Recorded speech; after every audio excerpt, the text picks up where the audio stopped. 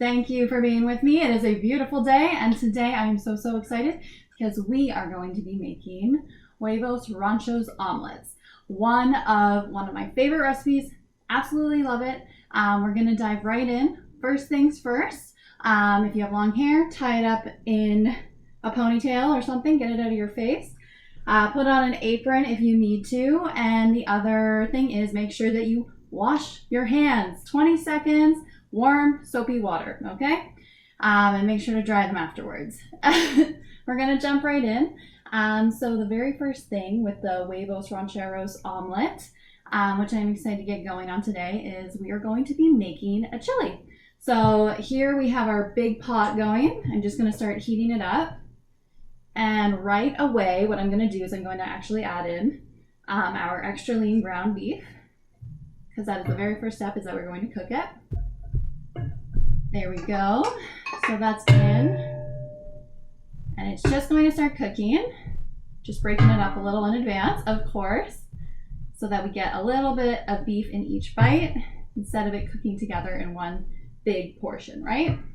Okay, so now that that's going, just a little bit about the dish today. So Huevos Rancheros Omelette is actually a little bit of a twist on a classic meal that is traditionally traditionally served in Mexico, and it's kind of like a mid-morning, think of like a brunch, very hearty kind of brunch food. It features some refried beans. It also features tomatoes as well as eggs. So normally it does a sunny side up type egg. So the twist here is that we're actually using the eggs to make an omelet, which will kind of be the base of the entire dish. And then we are going to smother that omelet in some delicious chili that we're working on now with our lean ground beef and some other quick ingredients. And then we're gonna just dress it up with all those nice, delicious garnishes that we love to eat. Oh, and of course, sorry, I almost forgot, the refried beans, which are amazing, tasty, and full of nutrients. So that's a little bit more of a background on the dish we're making today. So the beef is just cooking away. It's still quite pink, so we know that it's definitely not done yet, right? So I'm just stirring this around. There we go. So something that I absolutely love about this recipe is that we are going to be starting off with making a chili, which is one of those very classic recipes that everybody needs to know. So basically, it can be whatever you want. You can be pretty creative with it. I would say that for chili, you want to include some sort of ground meat, or even that's up for debate. You could just put a ton of beans in if you really wanted to. And then what you want to do is have some sort of tomatoes in it. So what I have right here, we're going to be putting some diced tomatoes in ours. And I think onions, pretty acceptable that you're going to put some onions in there. And then chili powder. I feel like that's one of the main things that you really do need to include to make it a chili. And then there's all the extra stuff, like you can put your onions, you could put green peppers, corn, like we're gonna do, definitely put a wide variety of beans. This is a super simple chili recipe, so we don't have beans in this one because we're going to be using because we're actually going to be using a refried bean. But with that being said, traditionally you can definitely put beans right in with it, okay? So what I just wanted to give you guys a look at here is chili powder, right? It's a pre-mixed spice. And as I've been saying all along, basically spices are a great way to add so much flavor to your dish without adding extra calories or fat or any of that stuff. So I just wanted to show you guys a little bit of what actually is included in chili powder that we're going to use today, because sometimes you just don't happen to have the chili powder at home. But if you raid your parents' pantry, they might have all of the spices you need to make your own chili powder right at home. So I'll just show you guys a little bit of the plate here. Okay, so you see right here, I have all of the spices kind of outlined. So I'll just point out all of them. So right here, we have paprika. So that's pretty common in any chili seasoning. We have oregano. This is flaked onion, but you could also have just onion powder, anything like that. This is garlic powder. Garlic is used in so many different cuisines around the world. Probably one of the most popular seasonings, herbs, right? Like, it's just so flavorful, and most people are a fan of it. I'll say that. This is cayenne pepper. So this is the spice that actually adds that heat element. Don't just eat this on its own. That's that really hot spice, basically, what it comes down to. And I would recommend, once again, if you're cooking with it, start with 1/4 teaspoon and then like work your way up, because it's just way too hot otherwise. Okay, guys? And then cumin, of course, which goes back to last week when we were doing the tikka masala. Cumin is also, not only is it a very popular spice in Indian cuisine, it is also a very popular spice in Mexican cuisine. So you'll see this, that a wide variety of spices kind of recirculate, and that's part of global cooking, is that a lot of these spices blend from one culture to another, and they are used around the world. So yeah, that's a little bit about what goes into making chili powder. So I'll set this aside. There we go. So looking back at the beef, you can see that it's steaming and it's really going. So I'll give you guys a look, because it is fully cooked now. For this instance, we're not going to use the meat thermometer because the beef is fully cooked now already, and then we're going to add more ingredients and cook it for much longer, so we know without a doubt that this ground beef, by the time the chili's done, will be cooked 100%. Okay, so I'm just gonna give you guys a quick little look into the pot. I don't know if you can, you know what? I think I'm gonna have to hold it up. That didn't quite work. Sometimes it doesn't. So you can kind of see, there we go. Like, it's all cooked and ready to go. Okay, so I'm adding in the next ingredients, which is, I already have a diced onion right here going in the pot. Lots of flavor in those onions, right? We add in the onion, salt and pepper, both in the same bowl.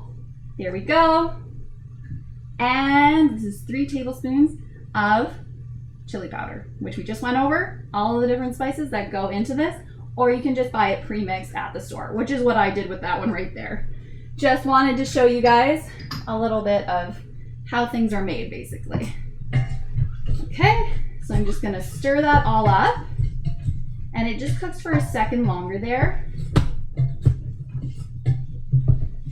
to kind of get things going. But something that is absolutely fantastic about a chili is that it's a very forgiving dish. So basically what it comes down to is, I know that in the recipe text it says to like kind of like wait 2 minutes, give the onions some time to cook. But really, you can just add the other ingredients right away. It's fine. Chili is really one of those dishes where you want all of the ingredients to be in the pot together, playing together, and all of the flavors just come together. Chili is also another one of those fantastic recipes that are great as leftovers. It's really easy to freeze. So what you would do, put it into individual portion, freezer containers, and freeze it for up to 3 months, and you can just heat it up in the microwave or heat it up in a pot when you're ready to eat it. Even better, chili is amazing to have on hand because you can put it on top of so many different dishes. So I'm talking, for example, you can put it on top of a baked potato, you can put it on top of nachos, you can put it on top of, I love to make a taco salad and just put it right on top of the salad. So many different options, so many different ways to utilize this, and it's such a quick, easy dish. Even better, it's all in one pot. You cannot beat that. I mean, I'm not sure about you guys cooking at home, everybody, but I'm sure that your parents probably either get you to do the dishes after this, or maybe you have an arrangement where whoever cooks, the other one cleans. But anyways, at the end of the day, nobody likes to do dishes, so the less you make, the better. Okay, now we're gonna stir in our tomatoes right here. Ooh. So basically, those were canned tomatoes. and I just drained the liquid from them. And that's just so that this chili is a bit thicker. And now, lastly, I'm gonna add in corn. This is frozen corn that I'm just adding in. And it's nice because that adds a little bit of a sweetness to it when everything else is kind of salty. So yeah, it's kind of a good combination. And I would like to take a moment to just highlight the fact that this is something that they really taught us when I went to school for nutrition, is that canned and frozen veggies can actually be just as healthy, and in some cases healthier, than eating fresh vegetables. Okay, that might sound crazy, right? Okay, so what I just said is frozen and canned vegetables can be just as healthy and sometimes healthier than eating fresh vegetables, okay? So, and I'm not making a mistake here. So basically, the reason for this is because when veggies are frozen, they are picked and then they are frozen right away. So they are picked at their peak nutrient value when they're just ripe and they're perfect, and then they're frozen right away, preserving all of those nutrients right in there, right? And the same is with canning. It is going to be picked, and then as soon as it's canned at its peak ripeness, peak nutritional value.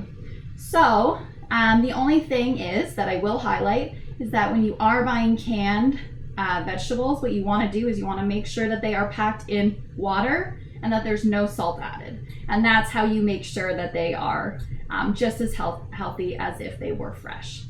Even better is that frozen veggies as well as canned veggies last a lot longer. You don't have to worry about going grocery shopping and then them going bad, because sometimes that happens in a busy schedule, right? So it's kind of a nice way to get in veggies if you just have some frozen ones on hand. That's something that I do at home a ton, is I will use frozen veggies and kind of toss them into different dishes. It's a great way, especially easy to do with soups and that kind of thing, and stir fries, all of those things. Okay, so this chili is just cooking away. It looks fantastic. Here we go. I'll just kind of tip it over for you guys to see. Yum. Okay, so that's going. I'm actually gonna toss it over here just so that I can save this burner so that I can show you guys how to make the omelet, basically. Okay. And that is just gonna cook for a little while longer, okay? So I will be periodically going over and stirring it, okay? So in the meantime, what we're gonna do now is I'm gonna show you guys how to make some refried beans, okay? So here we go. So we have our bowl, you can see it here. And then what I'm gonna do is I am just grabbing, so I strained the beans already, and you can see them going in right there. And really you can use almost any bean. I happen to know that white kidney beans, as well as navy beans, which are the other white beans, are grown locally within Canada. So that's why I do like to include them. When I strained out these beans, I reserved some of the liquid. So it's basically you strain it and you rinse off the beans. And then I reserved 2 tablespoons of that liquid because it's very flavorful. I'll put that back. And then we have a 1/4 teaspoon each of salt and pepper, which I sprinkle on top. There we go. I'm just gonna give it a stir. We microwave it, looking back at the recipe. So what we do is we microwave it for, on high for 2 minutes. There we go. Okay, so I just give you this a little bit of a stir. There we go, there we go.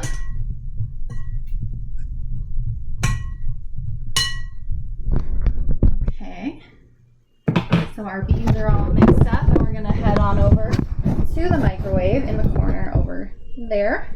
2 minutes, start. So I do like to utilize the microwave in my cooking methods. It just makes things easier most of the time. Every time that you can use the microwave, it just makes things faster and easier sometimes and a little less complicated. And I'm all about cooking and making things a little less complicated at the end of the day.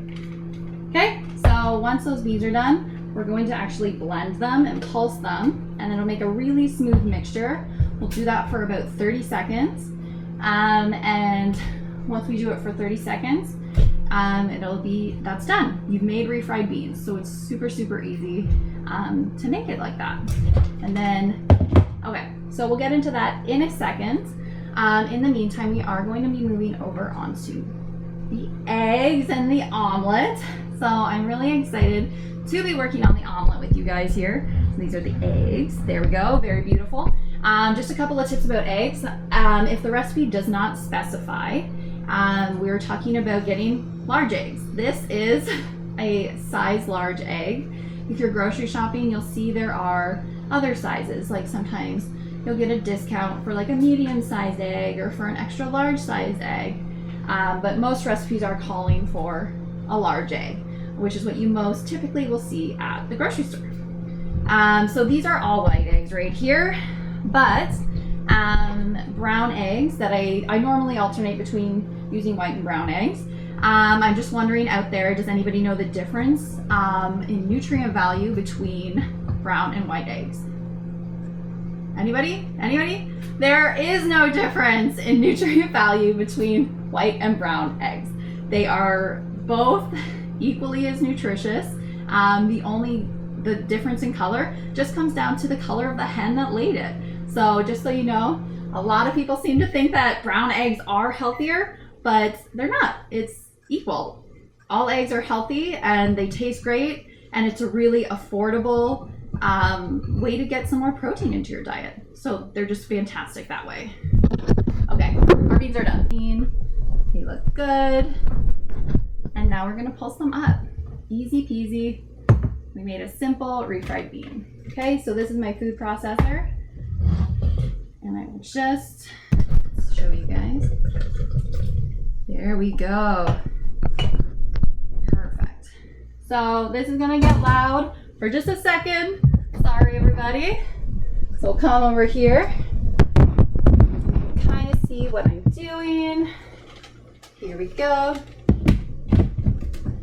If you don't have a food processor, you can also do this in a blender. Or if you have anybody in your family who makes smoothies in the morning, you can use like one of those little bullets. Anything else, if you don't have any of those, you can do it by hand. Get out a fork and mash it with the fork or a potato masher, and that 100% works. It won't be quite as smooth, but it's a great way if you don't have the other tools, right? Woo. Oh, sorry. Doing this a little backwards, distracted talking to you guys. Okay, here we go. Here we go.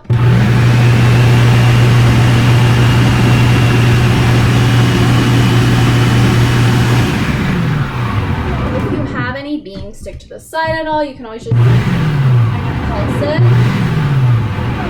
and that will loosen anything up. But this blended really easily, so we're all right. You can see, very nice and smooth, right? Okay, perfect. So now we're moving on to making the omelet as promised. So we have our beans, we have our chili going away, we have our burner, and what I'm going to do is start off by cracking some eggs, okay? So before I get going with cracking the eggs, I did want to mention that this is 8 eggs. So it's a lot of eggs going into one bowl. If it's your first time cracking an egg, I do just want to mention that the safest way to crack eggs is to actually crack it into a little dish. So that way, if you get any shells in it or anything along those lines, you can pick them out before it's in the big bowl with everything else.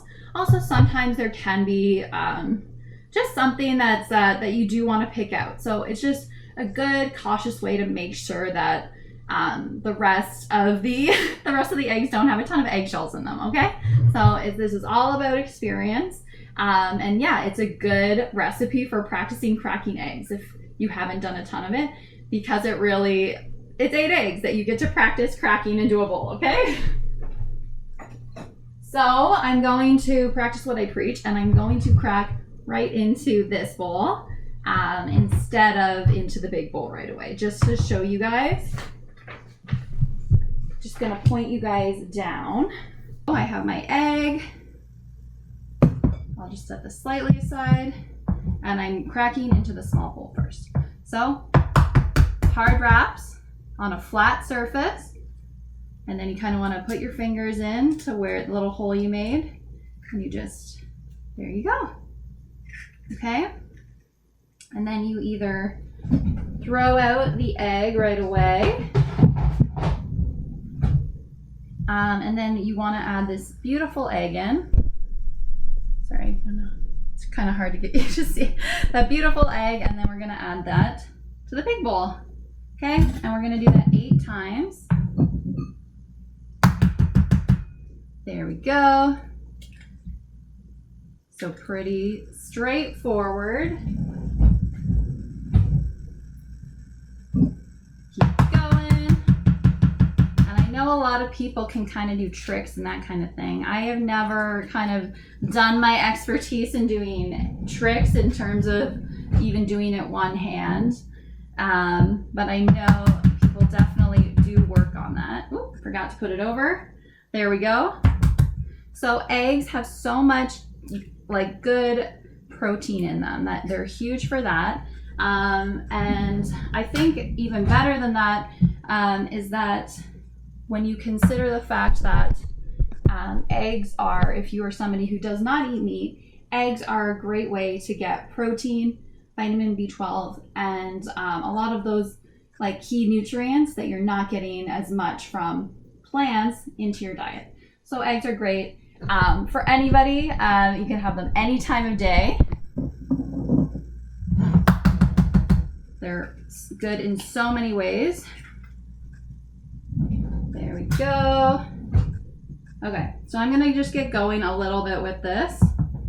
There we go. I'm not going to do the double bowl anymore just because I want to keep you guys going on everything. There we go. This is some speed cracking of eggs. I'm pretty confident in this because I've done it for a while in terms of cracking eggs. And there we go. Okay. Yay! Now we're on to the next part. So I'm just going to whisk this up. You can see my technique right here. It's kind of like you're going side to side more than anything. Side to side in a circular motion. And that's how you whisk quickly. And also, I'm kind of whisking this up, but what we're gonna add in is a little bit of flavoring. We're gonna add some salt and pepper, which I have right here. There's some salt and there's some pepper in there. There we go. That's going in. That's a 1/4 teaspoon of each. And then we have a tablespoon of water. Just kind of break everything up a little bit. So that's what we have going on. And while I'm whisking this up, I'm actually gonna point, you guys can see here, I have a nice little pan going. I'm going to add just a little bit of butter here into the pan, and that will kind of melt down, and that's what we're going to cook the omelet in. Okay, so in culinary school, eggs are considered to be a huge deal, mostly because they are a huge staple in every cuisine around the world, because not only are they perfect to enjoy just on their own, they combine with so many other foods, and they're also very important in baking as well. So eggs are, and all across the board, an important food basically.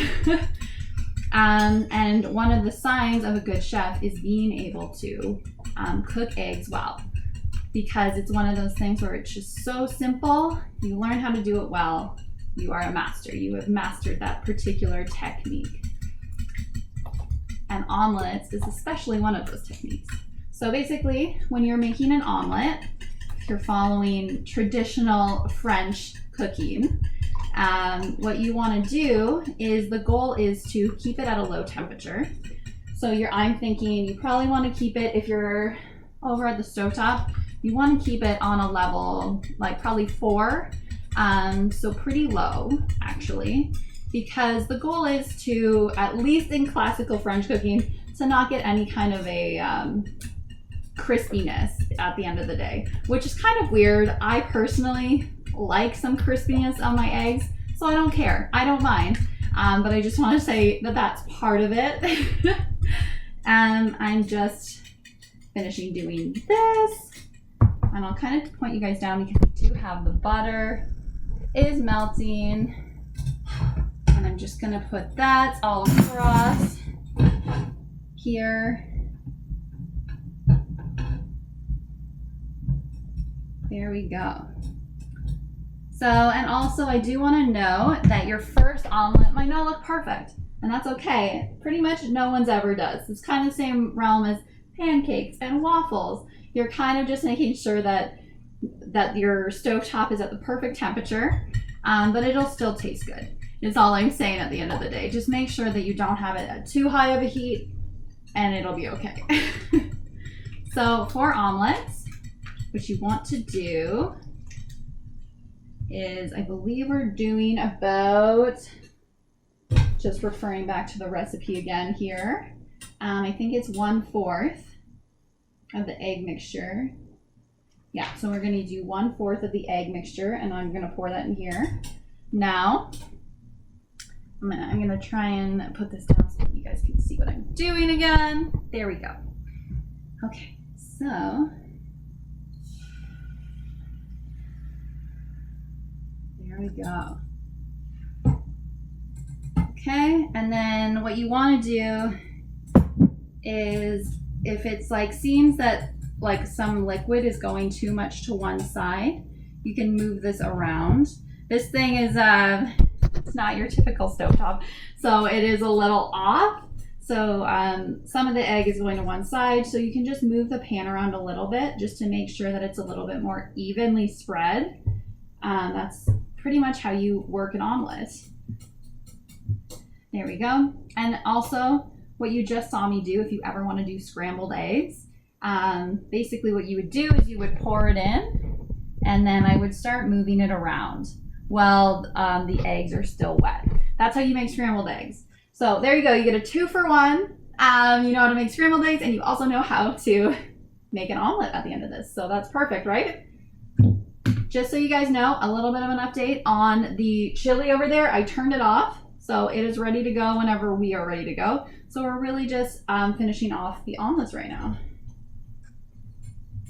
Okay. So I will show you guys this because it's kind of, yeah. It's cooler to kind of look up and see into it now. There we go. So you can see that it's kind of setting basically, right? Like the liquid is kind of going away and the edges are kind of drying up and pulling away from the edge of the non-stick pan. That's what we want. We want this to be a little bit more solid. And then we can flip it.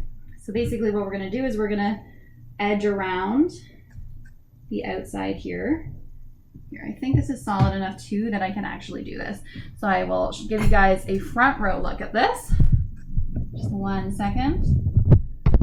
Oops. Not quite. There we go. Okay. So you see, liquid is almost gone. There's a little bit of liquid still there. So we might take a second longer, but you can see that I can lift it without breaking it, right? So we're just gonna go around the edge. You know what? I think this does need a second longer to cook, just because you can see right here we have some, oh, look though, it's sliding, right? It like wants to on its own. That's a good sign right there. So I'll just give that a 1 second longer. Also, if you're worried about breaking it, you can use a spatula to go around the edge, and then you get a bigger flat spatula to actually do the flipping, okay? So there we go.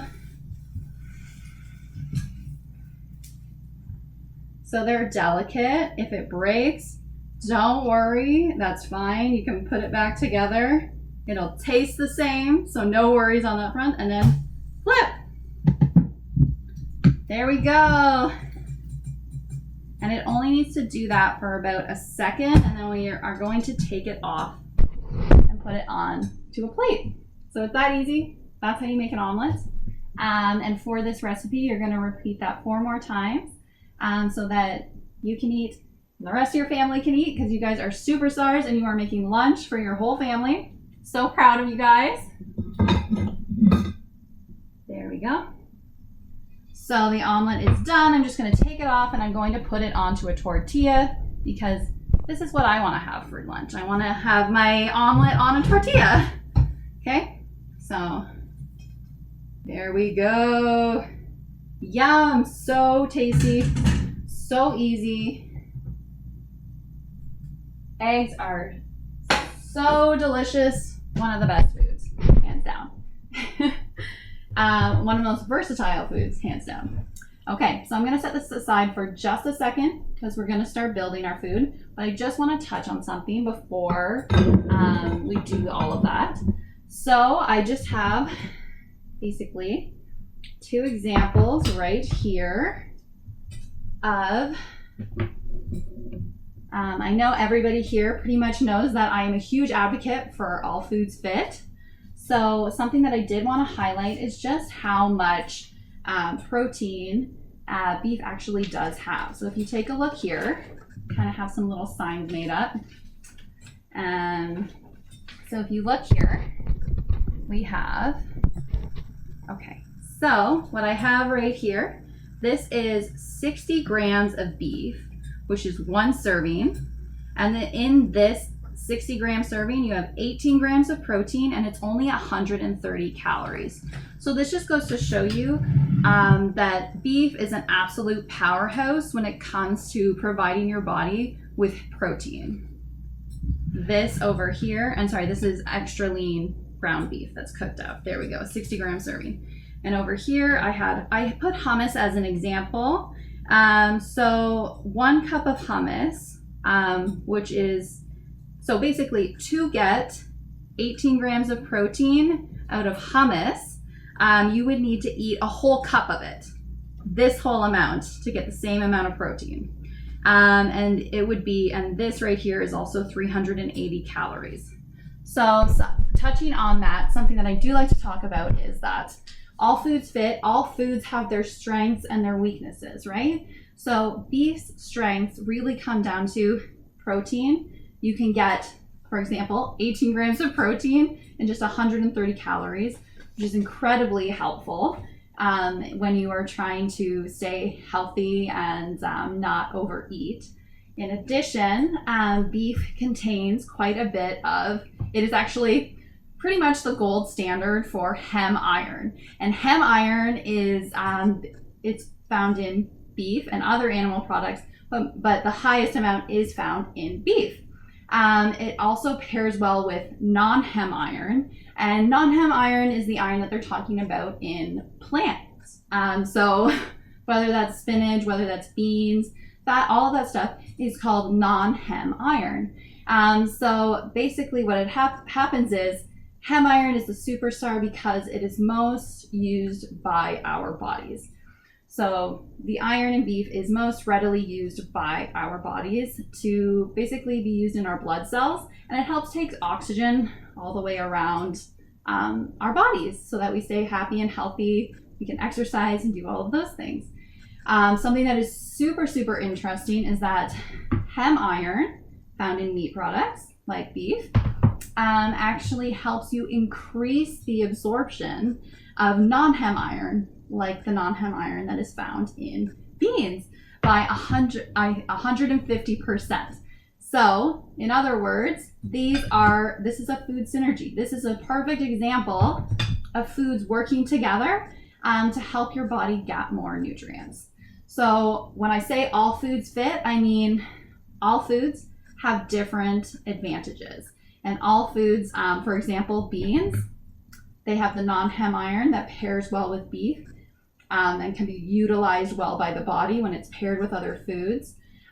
Beans are another good example. They're incredibly high in fiber. They're incredibly high in folate. And these are all things that your body needs. So everything has a place. And I really challenge you to try a variety of foods and really figure out what you like. As always, you know that I'm all about trying new foods and figuring out at the end of the day what makes sense for you. Okay? Okay, so I stopped making more omelets because that was going to be a little bit more of a long process, and it's just me right now eating. So I'm going to pull in all of the elements now, and we're going to assemble our Huevos Rancheros Omelette. Super excited for this because it is just such a beautiful dish.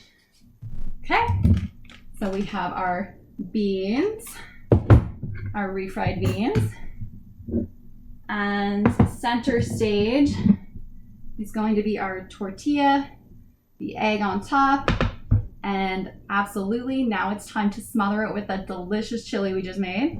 Okay, so just grabbing the chili over, you can see it. It looks so, so beautiful, very bright.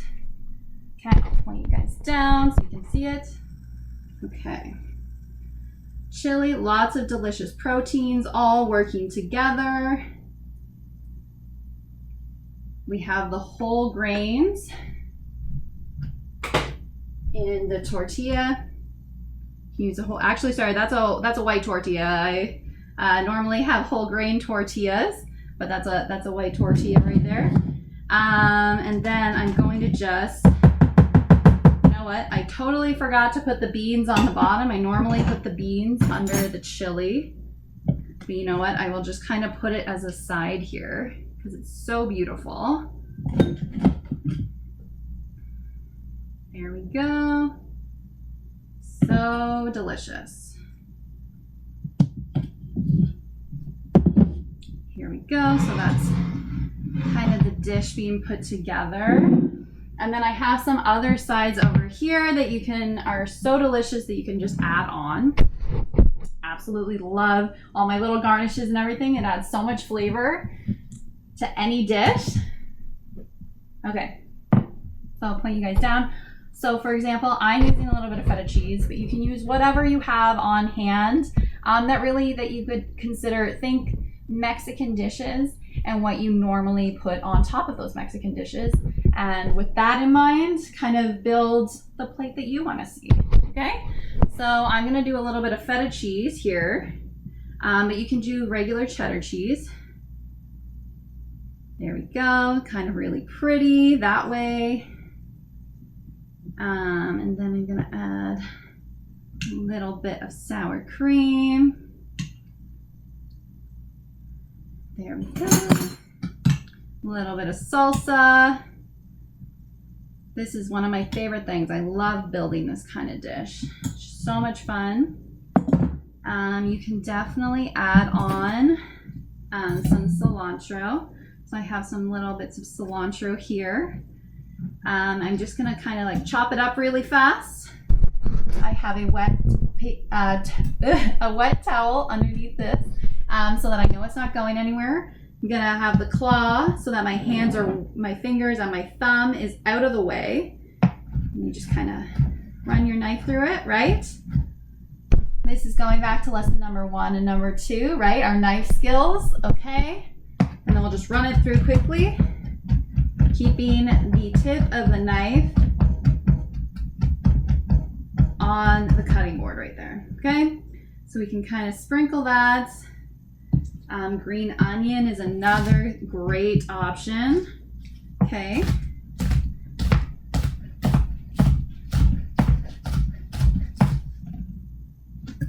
There we go. Okay. And then you can also, I'm gonna like run through this, but you can do, so you can have some avocado on top. Also, this is a great dish. Make sure to serve it with a side of veggies if you want to add more. I love green snap peas. I love just cut up cucumber. All of those would be great options. But yeah, that's pretty much it. That is your Huevos Rancheros Omelette. It's beautiful. I'm gonna actually take a bite right now so that and give it a quick try, making sure I get a little bit of everything in there. Don't make fun of me for if I take too big of a bite. I often do that. So here we go. I am using a fork and knife because I'm eating in front of you guys, but the other option is that you can just wrap it up as well, okay? So good.